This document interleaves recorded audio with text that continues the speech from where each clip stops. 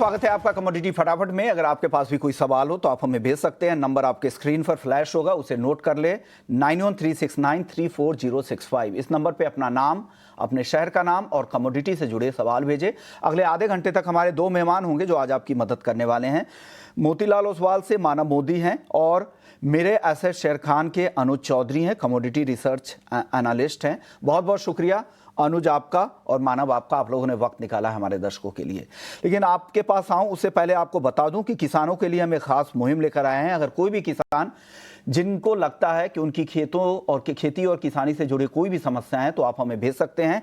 Number है 9136934065। इस number पे आप अपनी समस्याएं वीडियो बनाकर या टेक्स्ट मैसेज के जरिए भी भेज सकते हैं। नॉर्मल टेक्स्ट मैसेज भी भेजें या व्हाट्सएप के जरिए अपना वीडियो भेजें और हम अपने शो के माध्यम से सरकार तक आपकी आवाज़ पहुंचाएंगे। तो किसान की आवाज़ स्वदेश की आवाज़ बनेगी। और इस नंबर पे आप अपने वीडियो भेजें 9136934065। इस नंबर को नोट कर ले और खेती किसानी से जुड़े हर मुद्दों को हम यहाँ पर उठाएंगे। तो आप लगातार अपने वीडियो हमें भेजते रहिए। चलिए वापस लौटते हैं और शुरुआत कर लेते हैं अपने शो की। और शो में सबसे पहले बात करते हैं चांदी की। चांदी में आज मुनाफा वसूली है और साथ साथ कॉपर भी गिर रहा है। दोनों इंडस्ट्रियल कमोडिटीज़ में आज दबाव है। 10,000 कह रहा हूँ, 1,06,000 के नीचे चांदी आ गई है और 870 रुपए के करीब कॉपर है। अनुज बताइए, क्या लग रहा है आपको? कॉपर चांदी दोनों इंडस्ट्रियल कमोडिटी आज कमजोर है, क्या करना चाहिए इस गिरावट में? नमस्कार, thank you for having me on your channel. सबसे पहले चांदी में आज हमने देखा है कि एक प्रॉफिट बुकिंग देखी गई है, 1,06,000 के नीचे स्लिप हुआ है, ऑलमोस्ट 0.8% नीचे है। कल हमने देखा था कि ये ऑल टाइम हाई बनाया था 1,07,370 के आसपास में एंड कल क्लोजिंग में एक डोजी कैंडल फॉर्म हुआ था। आज एक हमने देखा कि प्रॉफिट बुकिंग आई है। तो यहाँ पे हम जब तक ये कल का जो ब्रेक नहीं करता है, इसके अंदर फ्रेश हाई नहीं लग रहा है, एक एक्सटेंडेड प्रॉफिट बुकिंग देखी जा सकती है। नीचे में हमें लग रहा है कि 1,04,450 के आसपास में आ सकते हैं नीचे में, जो 9 डे एक्सपोनेंशियल मूविंग एवरेज के आसपास में है। आप बताइए, चांदी में आपकी राय क्या बन रही है मानव? आज की गिरावट में खरीदना चाहिए, रुकना चाहिए?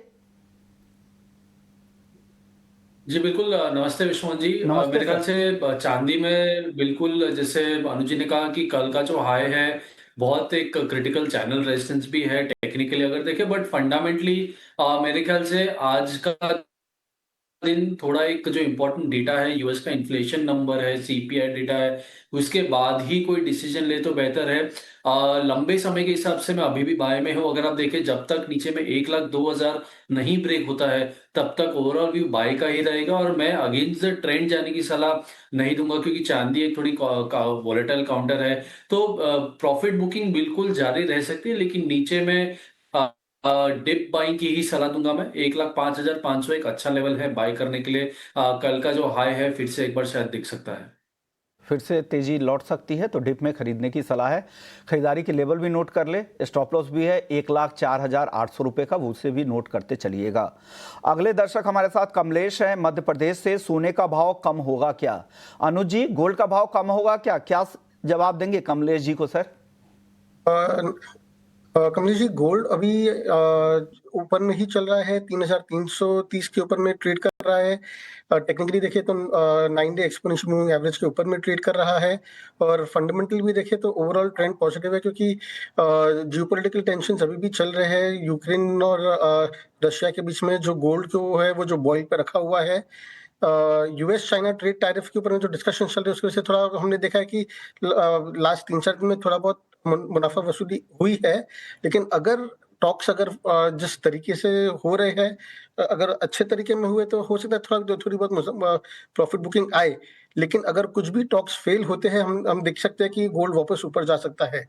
ऑल्सो आज 6 बजे इन्फ्लेशन डेटा है और डेटा डिपेंडेंट रहेगा गोल्ड के अंदर में मूवमेंट। अगर इन्फ्लेशन बढ़ के आएगा तो वापस गोल्ड को एक सेफ हेवन अपील के हिसाब से वापस इसके अंदर में वापस हम देख सकते हैं तेजी आ सकती है। तो तेजी की उम्मीद आप कर रहे हैं। किशोर पारीक हैं, इनका भी सवाल सोने को लेकर ही है। सोने के फंडामेंटल जानना चाह रहे हैं, बता दीजिए गोल्ड का आउटलुक इनको। मानव आप? जी बिल्कुल, मेरे ख्याल से किशोर जी, मेरे ख्याल से सोने में भी बाइंग ऑन डिप्स का ही व्यू रहेगा मेरा, क्योंकि जैसे मैंने कहा, ट्रेंड के अगेंस्ट जाना ऐसे मार्केट में नहीं चाहिए, क्योंकि बाय और सेल दोनों के बीच में टग ऑफ वॉर चल रहा है। तो ओवरऑल ट्रेंड बाय का है। जब तक ये रीसेंट जो लोज है 95,500 के आसपास के, उसके ऊपर ट्रेड चल रहा है, तब तक व्यू बाय का ही रहेगा। इमीडिएट में 96,800 के आसपास आता है तो बाई कर सकते हैं। आज के लिए 97,500 565 का टारगेट रहेगा। 96,300 का स्टॉप लॉस बिल्कुल मेंटेन किया जा सकता है। जैसे अनुज जी ने भी कहा, आज इन्फ्लेशन डेटा है। अगेन सारे ही कमोडिटीज के लिए इन्फ्लेशन डेटा बहुत इंपॉर्टेंट होगा, क्योंकि एक्सपेक्टेशन ऊपर के हैं 2.5% के। अगर एक्सपेक्टेशन के पास भी आता है तो थोड़ी बहुत प्रॉफिट बुकिंग आ सकती है। तो कोई भी ट्रेड लेना तो मेरे ख्याल से डेटा के बाद अगर ले इंट्राडे में तो बेहतर होगा। तो ये है गोल्ड को लेकर आपका नजरिया। अगले दर्शक है हर्ष हैं जयपुर से। नेचुरल गैस में इंट्राडे के लिए क्या स्ट्रैटेजी होगी? अनुज जी बताइए, नेचुरल गैस में क्या करना चाहिए हर्ष को?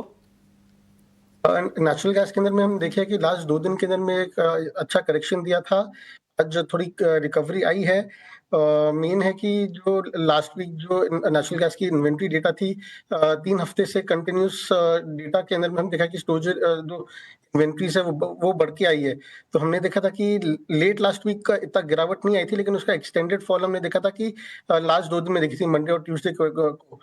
तो अगर और जो वेदर फोरकास्ट भी है ईस्ट कोस्ट के अंदर में, वो एक्सपेक्टेड है कि थोड़ा कूलर वेदर रह सकता है, तो उसके अंदर में थोड़ी वॉलेटिलिटी रह सकती है। नीचे में 293 का एक सपोर्ट है एमसीएक्स के ऊपर में, नेचुरल गैस के ऊपर में। तो जब तक वो ब्रेक नहीं करता है, ट्रेंड इसके अंदर में कायम रह सकता है। हम देख सकते हैं ऊपर में 322 लेवल्स तक वापस एक बैक आ सकता है इसके अंदर में। नीचे 293 और ऊपर में 322 लेवल्स। ओके, 293 और 320 के लेवल का रेंज आप देख रहे हैं। मोहम्मद जमील हैं, नेचुरल गैस और क्रूड दोनों में बिकवाली की है, जानना चाह रहे हैं कि क्या करना चाहिए। क्या आपकी राय क्या है एनजी में, क्रूड में मानव? जी बिल्कुल, पहले कच्चे तेल से शुरू करेंगे विश्वमोहन जी। मेरे ख्याल से मोहम्मद जी को क्रूड में मेरा व्यू बाय का बन रहा है इस समय, क्योंकि बहुत ज्यादा मूवमेंट है। आज 100 रुपए की रिकवरी भी है लो से। तो बिल्कुल नीचे में 5,500 का स्ट्रॉन्ग बेस है, स्ट्रॉन्ग सपोर्ट है। अगर थोड़ा और मैं उसको बफर लूं तो 5480 का एक स्ट्रॉन्ग सपोर्ट बनता है। जब तक उसके ऊपर ट्रेड कर रहा है, मेरे ख्याल से आज का लो के ऊपर ट्रेड कर रहा है, तब तक बाइंग का व्यू बनता है। 5570 पे खरीद सकते हैं। 5690 का टारगेट बनता है। काफी समय बाद निकला है क्रूड, तो मेरे ख्याल से वो एक रिस्पेक्ट होनी चाहिए। कंसोलिडेशन काफी समय तक रहा, अब जाके 5500 के ऊपर टिक रहा है। तो मेरे ख्याल से ओवरऑल व्यू अभी के लिए बाई का बन रहा है। सिमिलरली नेचुरल गैस में बिल्कुल रेंज बाउंड मोमेंटम है 320 325 ऊपर में, और नीचे में फिलहाल के लिए जो स्ट्रॉन्ग सपोर्ट है वो 300 का है। टू बी प्रिसाइज 298 का एक स्ट्रॉन्ग सपोर्ट है। अगर उसके नीचे आता है तो बिल्कुल 295 290 की भी तैयारी हो सकती है। मेरे ख्याल से ऊपर टिक नहीं रहा है, ये रेंज में ही है, लेकिन ऊपर से तुरंत सेलिंग आ जा रही है। ऑफ सीजन वोलेटिलिटी है, सप्लाई बढ़ रहा है, वेदर फोरकास्ट भी ज्यादा सपोर्टिव नहीं है, तो बिल्कुल थोड़ी बहुत भी ऊपर में तेजी आती है तो सेल ऑन राइज का व्यू मेरा रहेगा। तो नेचुरल गैस में अगर सेल व्यू है तो होल्ड कर सकते हैं। लेकिन क्रूड में एक बार मेरे ख्याल से प्राइस को देख के और डेटा को देख के डिसीजन ले लेना चाहिए। ओके, चलिए, तो ये क्रूड और एनजी पर भी राय आ गई है। अब एक और खबर है पाम को लेकर। पाम के दाम कम हो रहे हैं, 7 महीने के निचले स्तरों के आसपास है, लेकिन क्या दाम अब यहां से रिकवर होंगे? क्या फंडामेंटल्स है, क्या डेटा क्या बता रहे हैं, सप्लाई डिमांड की क्या स्थिति है? इस पर चर्चा करने के लिए हमारे साथ एक खास मेहमान हैं, संदीप भान साहब हैं, सिंगापुर एसडी गत्री डिवीज़न के सीईओ हैं। बहुत बहुत शुक्रिया सर, आपने वक्त दिया है ईटी नाउ स्वदेश के दर्शकों के लिए। सर, पाम की क्या रिपोर्ट है? दाम अब तक तो काफ़ी कम हुए हैं 7 महीने के निचले स्तरों के पास, क्या अब यहाँ से रिकवरी का दौर शुरू होगा क्या? देखिए विश्वमोहन जी, अभी जो कल एमपीओबी की रिपोर्ट रिलीज हुई थी उसमें मलेशिया में स्टॉक्स दिखाए गए 2 मिलियन टन के आसपास। 1.99 एक्चुअली वो 2 मिलियन टन के आसपास हो गया वो। और साथ में प्रोडक्शन भी अच्छा बढ़ा, जो प्रोडक्शन में भी अच्छी बढ़ोतरी दिखाई है मलेशिया में। स्टॉक्स को मलेशिया पॉइंट ऑफ व्यू से देखें तो अच्छी सप्लाई है। इंडोनेशिया में भी ग्रोथ अच्छी है, अभी प्रोडक्शन बहुत अच्छा आ रहा है, वहां पे सप्लाई वहां से भी अच्छी है। अभी अभी थोड़ी सी डिमांड बड़ी कमजोर दिख रही है। डिमांड अभी जो आ रही है वो खाली इंडिया से आ रही है, बाकी देशों से अभी उतनी एग्रेसिव डिमांड नहीं आ रही है, जिसके चलते प्राइसेस पे इसका असर आ गया। प्राइसेस के अभी जो 3800 के आसपास तक पहुंच गए, that is the bottom level of support जहां पे ये मार्केट को पकड़ के रखा है। अब अगर इस जगह से और सपोर्ट नहीं आता, डिमांड नहीं आती है फिजिकल की, तो we might see little bit more downside. Upside का प्रेशर, अपसाइड में ज्यादा से ज्यादा अभी अगर टेक्निकली देखें तो लगता है कि 4000 के आसपास, पर वहां तक जाने में बहुत मुश्किल लगता है अभी, क्योंकि कंपीटिंग ऑयल से भी कंपटीशन बहुत है।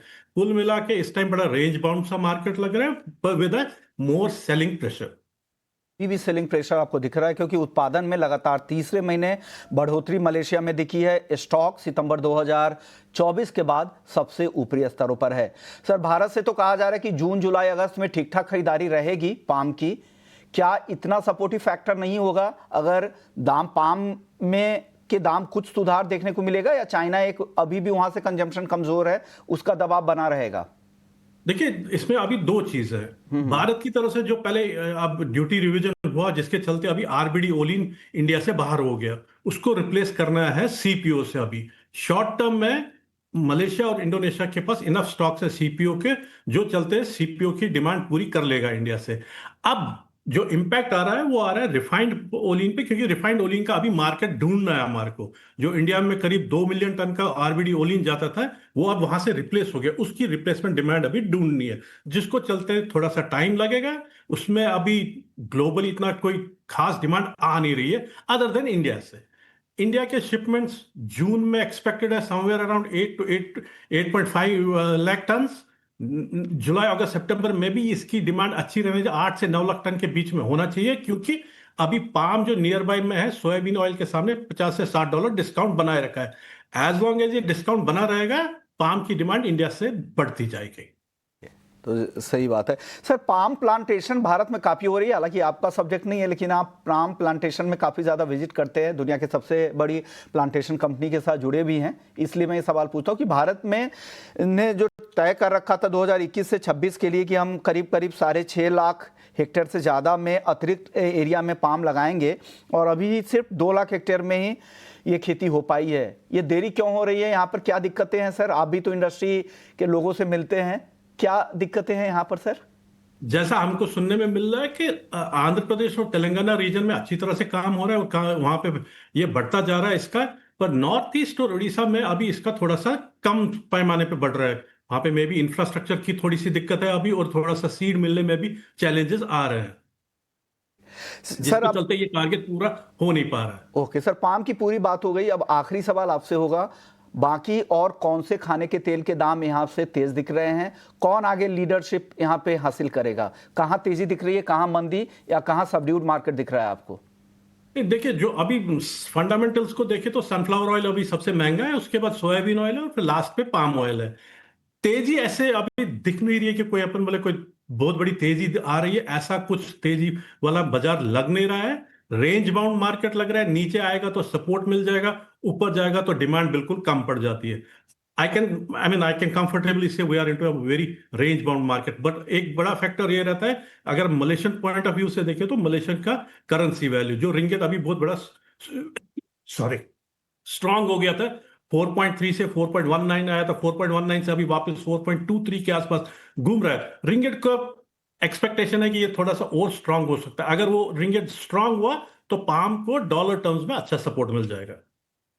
तमाम मुद्दों पे आपने राय रखी, तमाम खाने के तेल के मार्केट कैसे दिख रहे हैं, और पाम पर खास करके आपने बताया कि दाम क्यों कम हो रहे हैं, कब तक ये कम रहेंगे, और आगे कब से सुधार आने की उम्मीद है। शुक्रिया सर, आपने वक्त निकाला हमारे दर्शकों के लिए। चलिए आगे बढ़ते हैं। अब तिलहन के बाद दलहन की बात करते हैं, क्योंकि दलहन को लेकर भी कई तरह की मिक्स खबरें आ रही हैं। सबसे पहले चने से शुरुआत करते हैं। राहुल चौहान है हमारे साथ, आईग्रेन के डायरेक्टर है, और डेटा क्रंचिंग बहुत अच्छे तरीके से करते हैं। शुक्रिया राहुल जी, आपने वक्त दिया है। सर, चने को लेकर क्या रिपोर्ट है? चने का सीजन तो अब लगभग खत्म है, अराइवल सीजन है नहीं। एक्सपोर्ट जो मार्केट इंपोर्ट होना था ऑस्ट्रेलिया से, वो भी अब खत्म है, वो पाइपलाइन भी अब खत्म हो रही है। क्या अब यहाँ से दाम चने के बढ़ेंगे, क्योंकि नवंबर दिसंबर से भी अब नई सप्लाई शुरू होगी? On the show. देखिए, अगर आप चना की बात करते हैं तो आप जानते हैं कि पिछले साल जो चना का इंपोर्ट इंडिया ने खोला था, तो ऑस्ट्रेलिया से हमें काफ़ी अच्छी क्वांटिटी में इंपोर्ट हुआ है। करीब इस लास्ट फाइनेंशियल ईयर में हमने 15 लाख टन देसी चना का इंपोर्ट किया है। प्रोडक्शन करीब 90 लाख टन रहा था और जो कुल उपलब्धता है इंपोर्ट को मिलाकर प्लस उत्पादन और जो पुराना स्टॉक है 115 लाख टन के आसपास बैठ रही है। अगर आप खपत की बात करते हैं तो 100 लाख टन की खपत के बाद में और जो बकाया स्टॉक है वो करीब 8 से 10 लाख टन बैठेगा। तो ओवरऑल जो है एक मतलब कंफर्ट लेवल पे है इस टाइम पोजीशन। बट अभी क्या है कि इंडिया में क्रॉप की अराइवल्स हो चुकी हैं। मिलर्स ने भी चना की जो है जब अराइवल्स हो रही थी उन्होंने भी खरीद की है, स्टॉकिस्ट ने भी की है। साथ में ऑस्ट्रेलिया में भी बिजाई चल रही है। एबीआरएस ने अभी जो आंकड़े दिए हैं उसके हिसाब से 17% कम उत्पादन का अनुमान दिया है और ऑस्ट्रेलिया में जो नई क्रॉप है वो आपकी सितंबर में आएगी। तो उस ड्यूरेशन के दौरान इंपोर्ट जो है वो थोड़ा कम रह सकता है। अभी मेरे पास लेटेस्ट आंकड़े आज ही आए हैं इंपोर्ट के, जिसमें अगर आप देखें तो जो अप्रैल और मई का जो इंपोर्ट है इंडिया में वो काफी कम है as compare to last financial year इसी ड्यूरेशन के दौरान।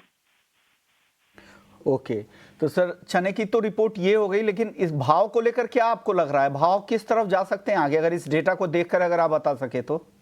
देखिए, दिल्ली चना 1 जनवरी के महीने में 6125 रुपए था, जो अब घटकर 5800 आ चुका है। अगर मैं मंडियों की बात करता हूँ तो मंडियों में बीकानेर चना 5900 रुपए से घटकर अब 5450 रुपए आ चुका है। और जैसा कि आगे चलकर इंपोर्ट ऑस्ट्रेलिया से थोड़ा कम रहेगा, वहाँ क्रॉप नहीं है, बहुत कम रह गई है।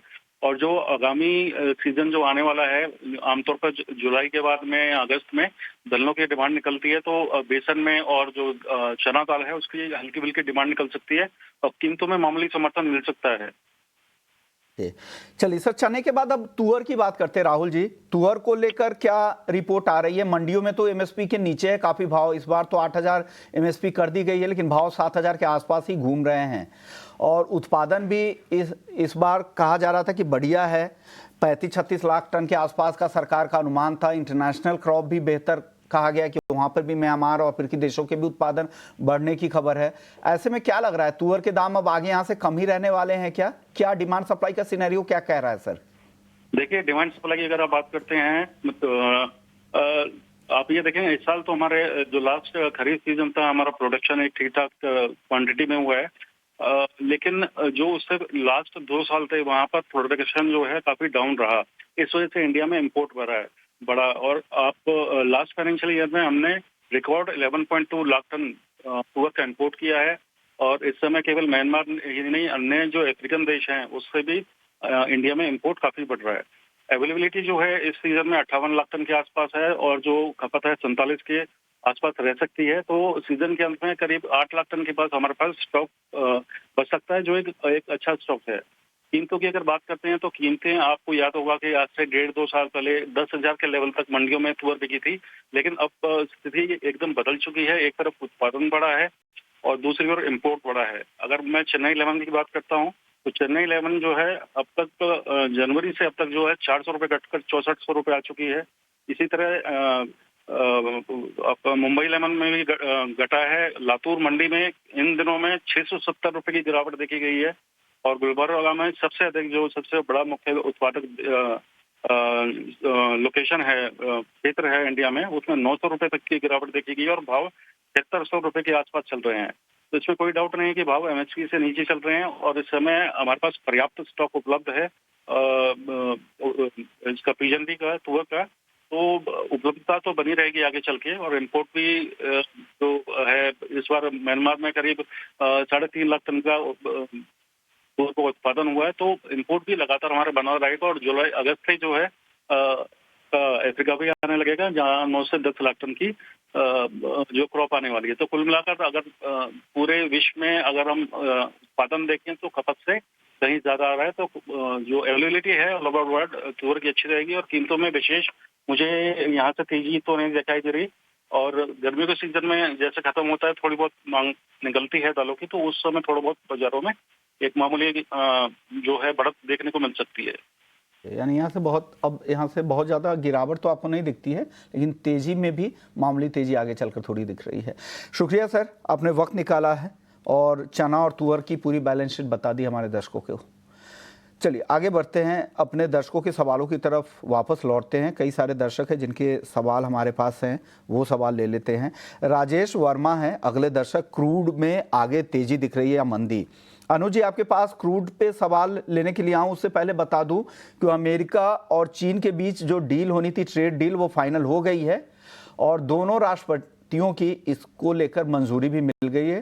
ट्रंप और जिनपिंग दोनों ने इसकी मंजूरी दे दी है और यूएस को इस टैरिफ का 55% लाभ मिलेगा और चीन को 10%, ऐसा कहा जा रहा है। इस तरह की शुरुआती रिपोर्ट आ रही है। अमेरिका अब चीनी स्टूडेंट्स को यूनिवर्सिटी का एक्सेस भी देगा और इस तरह के कुछ अपडेट्स आ रहे हैं। चलिए, कच्चे तेल का सवाल था। अनुज जी, क्या लग रहा है क्रूड में क्या करना चाहिए? राजेश वर्मा जी पूछ रहे हैं, तेजी दिख रही है आगे या मंदी? इस तेजी के बाद क्या करें? तो बिल्कुल इसके अंदर में क्रूड ऑयल के अंदर में अभी भी तेजी बरकरार है। हमने देखा है कि आज दोपहर के अंदर में एक फॉल आया था क्रूड ऑयल के अंदर में, लेकिन हमने देखा कि शार्प पुल बैक आया है। ऑप्टिमिज्म है कि जो यूएस चाइना ट्रेड डील है उसके ऊपर में हमने देखा है कि क्रूड ऑयल बाउंस बैक किए है। जो अभी ईरान के ऊपर में भी जो जियोपॉलिटिकल टेंशन चल रहे हैं, तो उसके वजह से भी हमने देखा है कि जो भी रिन्यूड टेंशंस है उसकी वजह से क्रूड ऑयल के अंदर में वापस एक बाउंस बैक आया है। तो ऊपर में अभी हम देख रहे हैं कि क्रूड ऑयल जो है $66 के उस पर क्या पर चल रहा है। ऊपर में कल का हाई था $66.24 का।